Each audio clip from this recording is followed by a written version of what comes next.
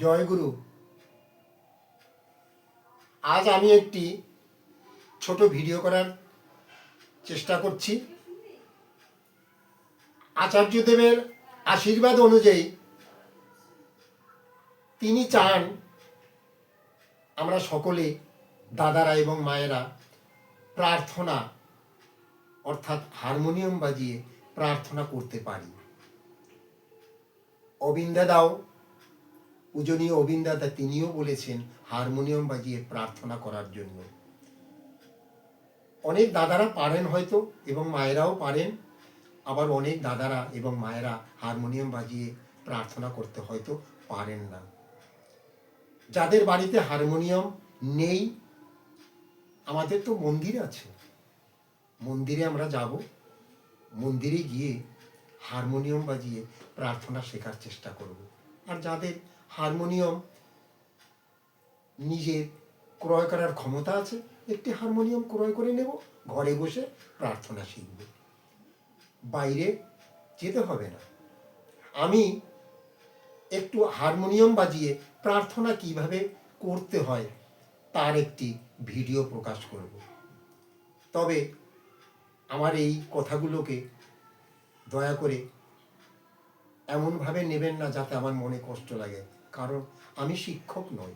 ঠাকুর তো বলেছেন তুমি নিজে শিক্ষক হতে চেয়েও না, শিক্ষক সেজো না।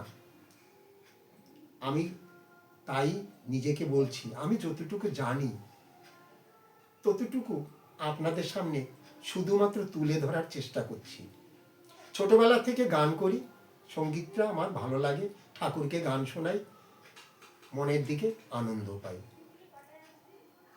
একটু ঘরোয়া টিউশনি করি আমি, ছোট ছোট ছেলে মেয়েদের একটু গান যা তারা যাতে করতে পারে তার একটু ব্যবস্থা করি।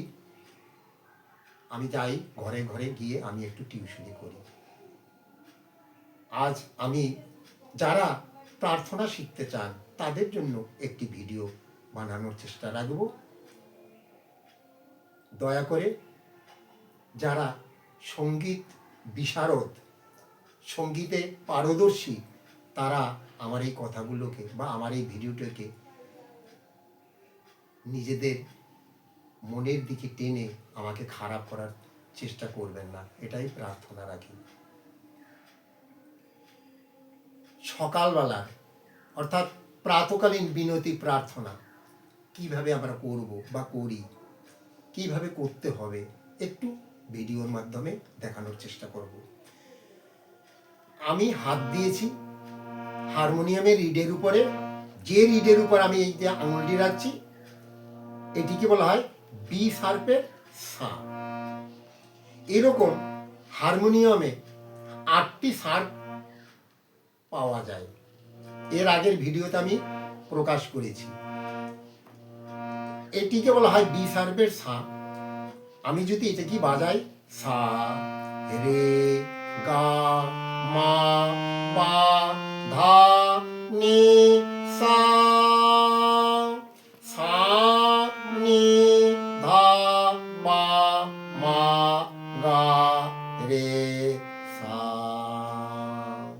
দেখবেন আমি হারমোনিয়ামের উপরে আঙুলগুলো কিভাবে চালনা করলাম। হয়তো কেউ দেখে থাকবেন কাঁকড়ার যেমন চলন, কাঁকড়া পাশে পাশে চলে, কখনো সোজা চলে না, ঠিক আমাদের আঙুলগুলো এইরকমভাবে পাশে যাবে। অর্থাৎ এই সা থেকে যখন আমি এই সাইড দিকে যাব, অর্থাৎ উঁচু দিকে যাব, উঁচু দিকে যাওয়াকে বলা হয় আরোহণ। আর এই সা থেকে বাঁ দিকে আসাটাকে একে বলা হয় অবরোহণ।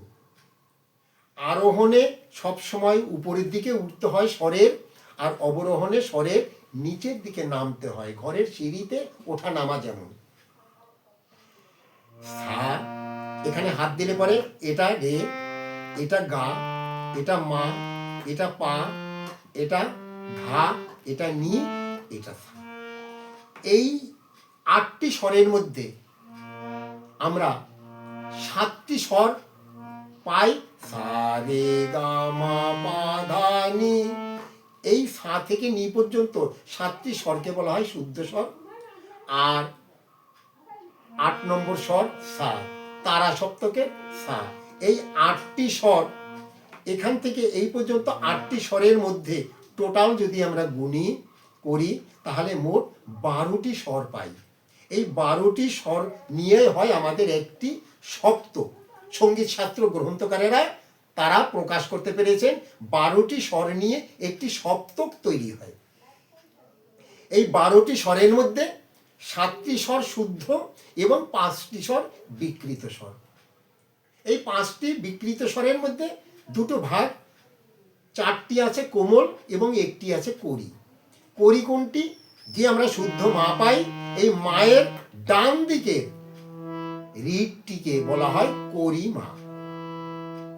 কেন করি বলা হয়? কেন এটাকে বলা হয় করি? অর্থাৎ সা রে গা মা পা ধা নি সা, এই যে মোট 7টি স্বর এবং সা নিয়ে 8টি স্বর, এর মধ্যে তো আরও 5টি রয়েছে। সেই 5টি কি কি?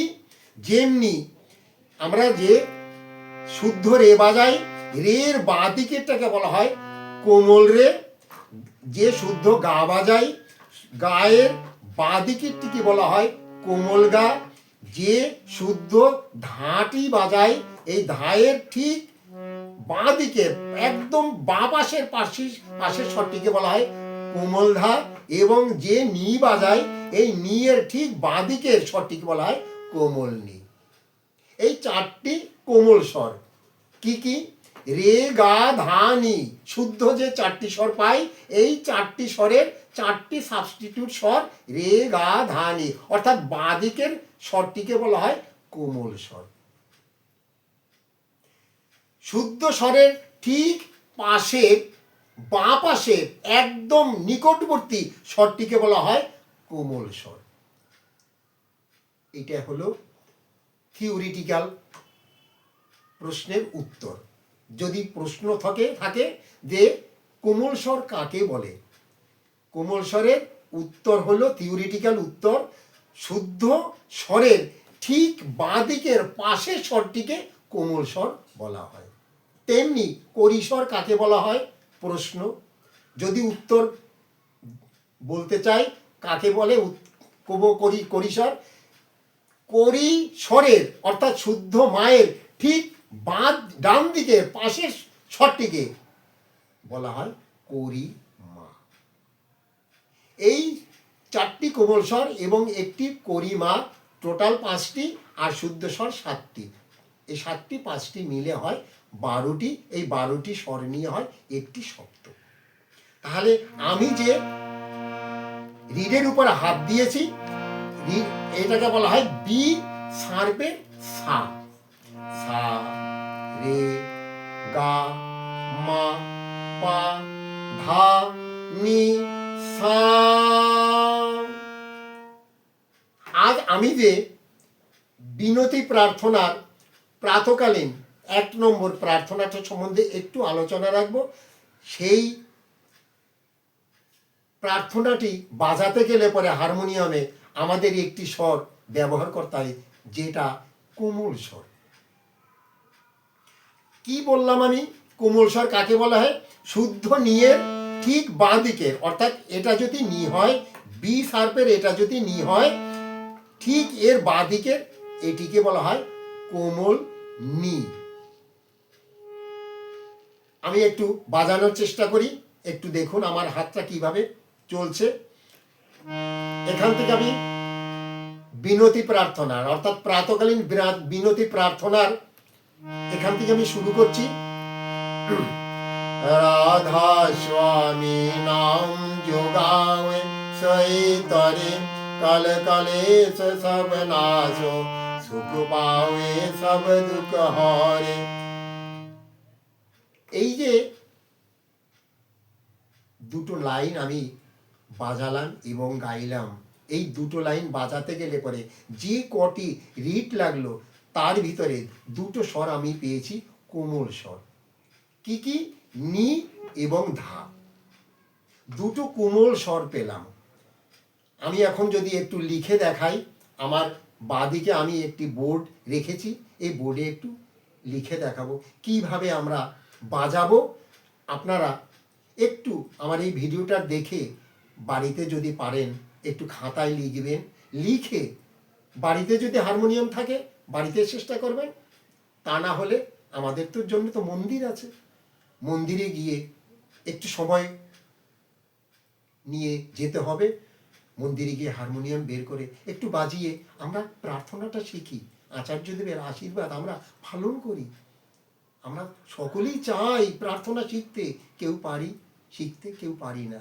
যারা পারি না তাদের জন্য আমার এই বলা, অপরাধ দেবেন না, শুধু একটু যাতে আমরা একটু প্রত্যেকেই একটু প্রার্থনা শিখতে পারি, আচার্যদেবের আশীর্বাদ পালন করতে পারি, শুধু এইটুকুই আমি চাই, এটার জন্যই আমার বলা। রাধা স্বামী, প্রথমে বললাম রাধা স্বামী, কিভাবে বাজাতে হয় একটু লিখে দেখাই, আমি দেখাই।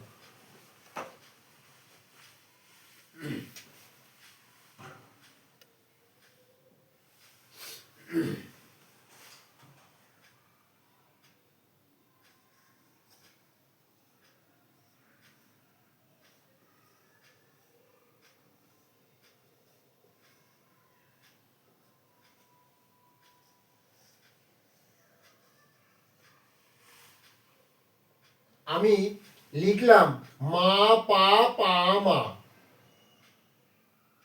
দেখুন 4টি স্বর লিখলাম। এই 4টি স্বরের মধ্যে আমি যদি লিখি, দেখুন আমি লাল কালি দিয়ে লিখলাম, একটু দেখুন লাল কালি দিয়ে লিখলাম কথাটা, এটাকে যদি লিখি রা, তারপরে যদি এটাকে দেবো আমি ফাঁকা, এটা আমি শূন্য দিলাম, ফাঁকা লিখবো, তারপরে দিলাম ধা, তারপরে দিলাম আবার একটি ফাঁকা, রাধা পেলাম আমি। এই 4টি স্বর আমি বাজাবো, মা পা পা মা, মা পা পা মা, এই 4টি স্বর বাজালে হবে রাধা, আমরা পাবো রাধা। তারপরে দেখুন আবার আমি মুছে দিচ্ছি, এটা আমি মুছে দিলাম,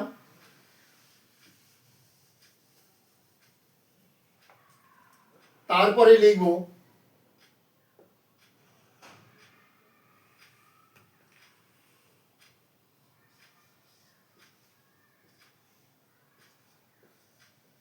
মা গা গা মা, এর নিচে যে আমি কথাটি দেব সেই কথাটা আমি লিখলাম, এইতে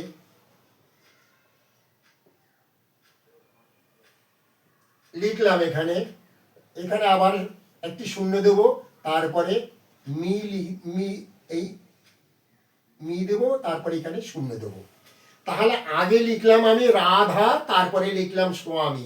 দেখুন আগে লিখলাম রাধা, তারপরে মা গা গা মা, মা গা গা মা, মা গা গা মা বাজালে হবে স্বামী, রাধা স্বামী।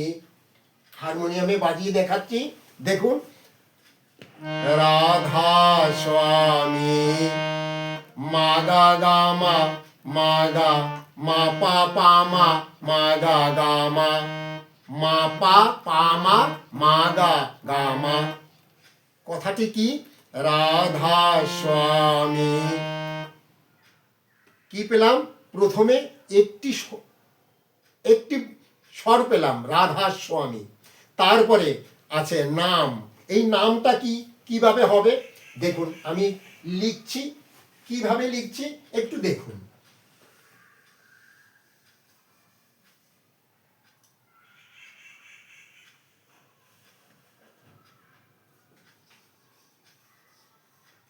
মা পা পা মা, মা পা পা মা। এই মা পা পা মাতে হবে কি? নাম। না, এখানে ফাঁকা, এখানে ম এইখানে দেব একটা জয় ওকার, জো, নাম জো, একসঙ্গে। নাম একটা শব্দ, এই শব্দের সঙ্গে জো কথাটা আমরা এখানে এই ঘরের মধ্যে পাবো। আমি এখানে মা পা পা মা, এই যে চারটি মাত্রা, এই একটা মাত্রা, মা একটা মাত্রা, পা একটা মাত্রা, এই পা একটা মাত্রা, মা একটা মাত্রা, চারটি মাত্রা করে এক একটা ঘর আমি তৈরি করলাম। দেখুন, আমাদের এই প্রার্থনা কিন্তু রিদিমে হয় না, অর্থাৎ বাজনায় হয় না। আমাদের প্রার্থনা বাজনায় রিদিমে হয় না। রিদিম ছাড়া আমাদের প্রার্থনা হয় কেবলমাত্র জয়রাধে হয় রিদিমে, তার স্বরলিপি হয়। এই প্রার্থনার স্বরলিপি যেহেতু রিদিমে হয় না, তাই স্বরলিপি হয় না। তবু আমি চারটি করে মাত্রায় রেখে আমি স্বরলিপি আকারে আমি দেখানোর চেষ্টা করছি। এইভাবে আপনারা একটু দেখুন এবং লিখুন, তাহলে কি হবে? নাম জো, কি হবে? মা পা পা মা, নাম জো, কি? মা পা পা মা, এই যে আমি করে গুনে দেখাচ্ছি চার মাত্রা, মা পা পা মা, নাম জো, না আ এখানে ফাঁকা, আ না বলে ছোটটাকে একটু টেনে যেতে হবে। তারপরে নাম জো গাওয়ে আছে, আমরা বইতে পাই নাম জো গাও, হ্যাঁ গাওয়ে, গাওয়ে, এই গাওয়ে কথাটা আমি এখন লিখব, একটু দেখুন। আমি এটা মুছে দিচ্ছি। তারপরে গাওয়ে কথাটা লিখব। দেখুন, কিচ্ছু না, খুব সহজ। পা, এখানে আবার একটা পা দিলাম, এই একটা মাত্রা দিলাম, এই মাত্রাটার মানে একটা পা, আবার একটা পা দেব, আবার এখানে একটা মাত্রা দেব। আমি এই মাত্রা যদি না দিয়ে আমি যদি আর একটা করে পা দিতাম তাতেও হতো, কিন্তু আমি মাত্রা দিলাম একটা, এটা একটা প্রসেস। এই প্রসেস কখনো কখনো একটা স্বর চারটে মাত্রা না বলে একটা স্বর দিয়ে তিনটে মাত্রা দিয়ে বোঝানো হয়, কারণ ওই পা স্বরটাকে একটু টেনে একটু এগিয়ে যেতে হবে। এইখানে আমি লিখব গাওয়ে, লিখলাম আমি গাওয়ে, গা ও, তারপরে এ, এইখানে ফাঁকা। দেখুন কি আছে, ওই পায়ের উপর যদি দাঁড়িয়ে আমি বাজাই, তারপরে কি হবে? রাধা স্বামী নাম যোগাওয়ে। আবার আমি একটু ঘুরি, কি আছে? রাধা স্বামী নাম যোগাওয়ে, এই যে গাওয়ে, পা পা পা যে বাজালাম, পা পা পা পা, গাওয়ে, চার মাত্রা এখানে দাঁড়াতে হয় এই পায়ের উপরে। তাহলে কি হলো? রাধা স্বামী নাম যোগাওয়ে। এবারে লিখব সই তরে। সই তরে কিভাবে লিখি দেখুন, আবার আমি একটু ঘুরছি, না হলে তো হয় না। আমার একটু এটাকে আমি মুছে দিচ্ছি, আপনারা দেখুন এবং লিখুন। তারপরে সই তরে,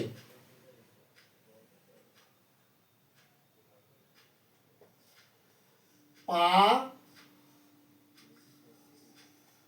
ধা, তারপরে আবার ধা, তারপরে মা।